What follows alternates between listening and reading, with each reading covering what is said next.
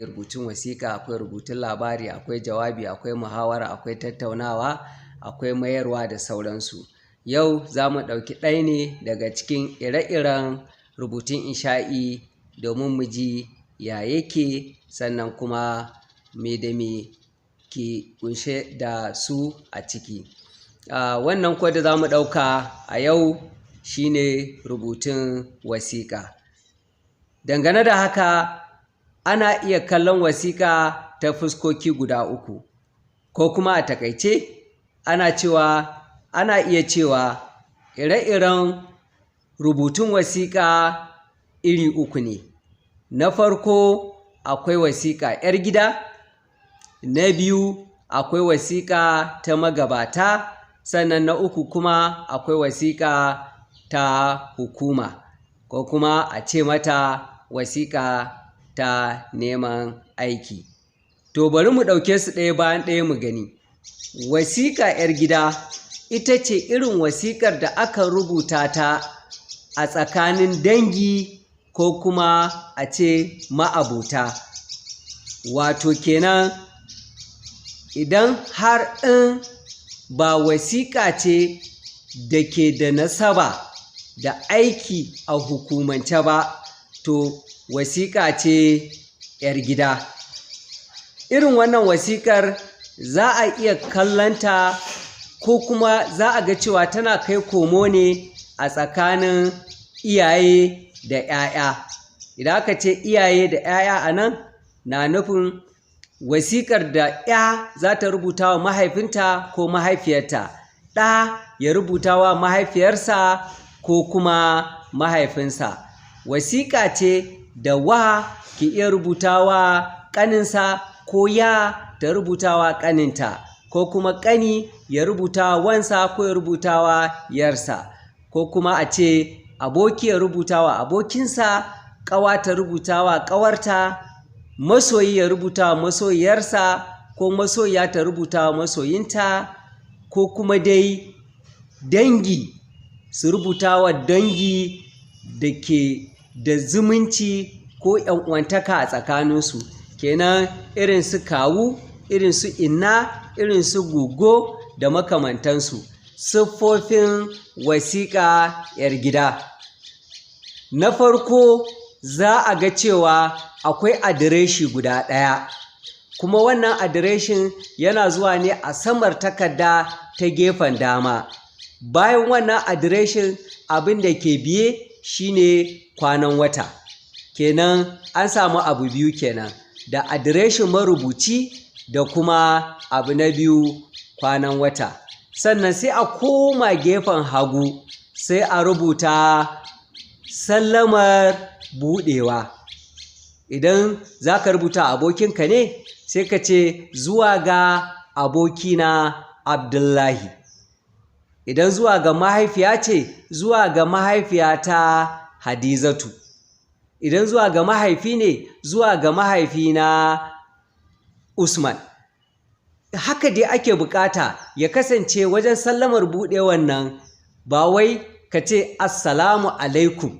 A'a, sallamar buɗewa na nufin yadda ka fara rubuta wanda za ka rubuta wasiƙar, matsayinsa da kuma sunansa. Matsayi a nan idan aboki ne, idan mahaifi ne, idan uwa ce da sauransu, sannan sai suna biyu ba, sannan sai a sa alamar waƙafi a ƙarshe. Abu na hudu da ke biyo ba shine gabatarwa. Gabatarwa a nan ya shafi irin gaisuwar da za ka yi wa abokinka ne, mahaifinka ne, ko kuma ɗan uwa ne dai ta wani fannin daban. Kuma irin wannan gaisuwar ya danganta ne da irin matsayinka ga wanda za ka rubuta wasiƙar. Idan yana buƙatar gaisuwar ta zo da nau'i na girmamawa mai tsananin gaske, kamar yadda za ka wa mahaifinka, zai zo daban da irin gaisuwar da za ka yi wa abokinka ko kuma ƙaninka da makamantansu. Abu na gaba shine gundari ko kuma gangan jiki. A nan ne mutum zai warware bayanansa ko manufarsa ko kuma saƙon da yake ƙoƙarin isarwa ga wanda yake rubuta wannan wasiƙar. Aka rubuta ne sakin layi bayan sakin layi bisa tsari tare da zaɓin kalmomin da suka dace domin isar da saƙon ko kuma domin mai karatu ko wanda zai amshi wasiƙar ya samu sauƙin fahimtar irin saƙon da ke cikin wannan wasiƙar. Kenan kada mutum yana magana yana kwan gaba kwan baya, kar mutum yana magana yana yayyamutsa lafuzan da ke ciki ta yadda zai daburta wanda zai karanta wasiƙa ko wanda zai amshi wannan wasiƙa. Idan mutum ya gama gangan jiki, abu na gaba shine kammalawa. A nan ya ake kammalawa? Za ka zaɓi wasu daga cikin muhimman batutuwan da ka isar na saƙo a gangan jiki sai ka jaddada su da ƙarshe da fatar cewa mai karatu ko wanda zai amshi wannan wasiƙar zai daɗa maido hankalinsa ga wannan saƙo naka. Wato kana daɗa nusashe shi muhimmancin wannan wasiƙar ko kuma saƙon da ke cikin wannan wasiƙa. Wannan shi ake kira kammalawa a rubutun insha'i. Haka kuma za ka iya ɗauko wani batu na daban wanda ma baka tattauna ba a gangan jiki sai ka yi kammalawarka da shi. Abu na gaba bayan kammalawa shine sallamar rufewa. Ba wai ana nufin mutum ya ce bisalam shine sallamar rufewa a tsari na wasiƙa 'yar gida ba. A'a, ni ne naka ko ni ce taka ko taki.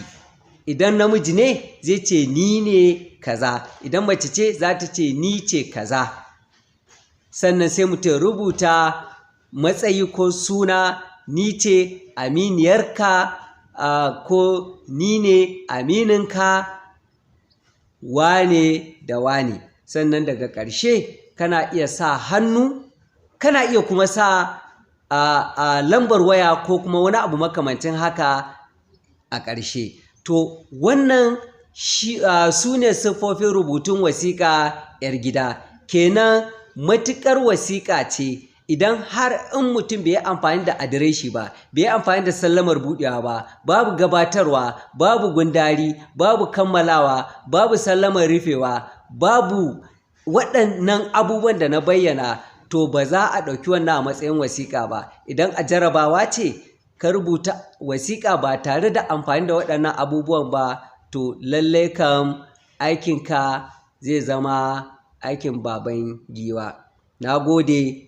A saurare mu a darasi na gaba inda za a ji mu ɗauke da wani nau'i na ire-iren wasiƙa. Tunda mun ce guda 3 ne, yau mun kawo guda 1, a biyo mu bashin guda 2. A ci gaba da liking, sharing, subscribing.